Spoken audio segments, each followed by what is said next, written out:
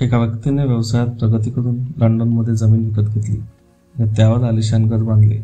त्या जमिनीवर आधीच एक सुंदर जलतरण तलाव होता आणि मागे 100 वर्ष जुने लिचीचे झाड होते. त्या लिचीच्या झाडामुळेच त्यांनी ती जमीन विकत घेतली होती, कारण त्यांच्या पत्नीला लिची खूप आवडत होती. काही काळानंतर घराचे नूतनीकरण करावे असे त्यांना वाटू लागले. त्यांच्या काही मित्रांनी त्यांना नूतनीकरणाच्या वेळी सल्ला दिला की त्यांनी वास्तुशास्त्र तज्ज्ञाचा सल्ला घ्यावा. त्यांचा अशा गोष्टींवर फारसा विश्वास नसला तरी मित्रांचे मन राखण्याचे त्याने मान्य केले आणि 30 वर्षापासून हाँगकाँग येथील वास्तुशास्त्राचे प्रसिद्ध मास्टर काओ यांना बोलावले. काओंना विमानतळावरून नेले. दोघांनी शहरात जेवण केले आणि त्यानंतर ते त्यांना त्यांच्या कारमध्ये घेऊन त्यांच्या घराकडे निघाले. वाटेत जेव्हा एखादी गाडी त्याला ओव्हरटेक करण्याचा प्रयत्न करत असे तेव्हा तो त्याला रस्ता देत असे.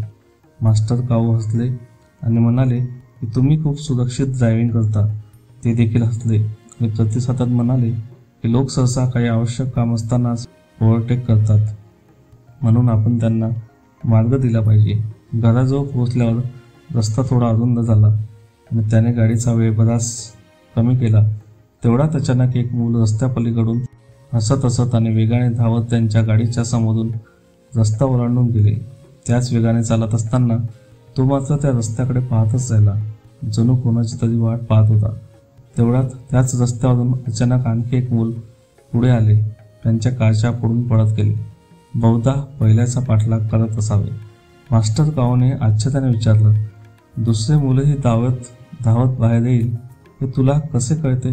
ते मोठ्या सहजतेने म्हणाले, मुले अनेकदा एकमेकांच्या आगे मागे धावत असतात आणि कोणतेही मूल जोडीदाराशिवाय असे धावत असते यावर विश्वास बसत नाही. मास्टर काओ हे ऐकून मोठ्याने हसले आणि म्हणाले की तुम्ही निसंशयपणे खूप स्थिर चित्त व्यक्ती आहात. घराजवळ आल्यानंतर दोघेही गाडीतून खाली उतरले. तेवढ्यात अचानक घराच्या मागच्या बाजूने 7-8 पक्षी वेगाने उडताना दिसले. हे पाहून तो मालक मास्टर काओला म्हणाला, जर तुमची हरकत नसेल तर आपण इथे थोडा वेळ राहू शकतो का? मास्टर काओ यांना कारण जाणून घ्यायचे होते.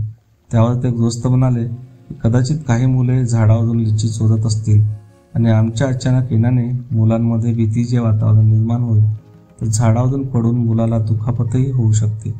मास्टर काओ काही वेळ गप्प बसले. मग ते संयत आवाजात म्हणाले, या घराला वास्तुशास्त्राच्या तपासाची आणि उपायांची गरज नाही.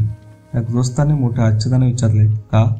मास्टर काओ म्हणाले, जिथे तुमच्यासारखे विवेकी आणि आजूबाजूंचा लोकांचा विचार करणारे लोक उपस्थित राहत असतील ती ठिकाण, ती मालमत्ता वास्तुशास्त्राच्या नियमानुसार अतिशय पवित्र, आनंददायी, फलदायी असेल.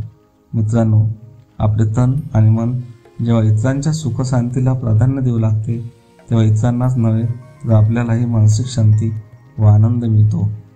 जेव्हा माणूस नेहमी स्वतःच्या आधी इतरांच्या भल्याचा विचार करू लागतो तेव्हा नकळत त्याला संतत्व प्राप्त होते, ज्यामुळे इतरांचे भले होते आणि त्याला ज्ञान प्राप्त होते. आपणही असे गुण विकसित करण्याचा प्रयत्न केला पाहिजे, म्हणजे आपल्या घराला फेंगशुई किंवा वास्तू सारख्या तंत्राची किंवा नज बोलण्याची गरज भासणार नाही.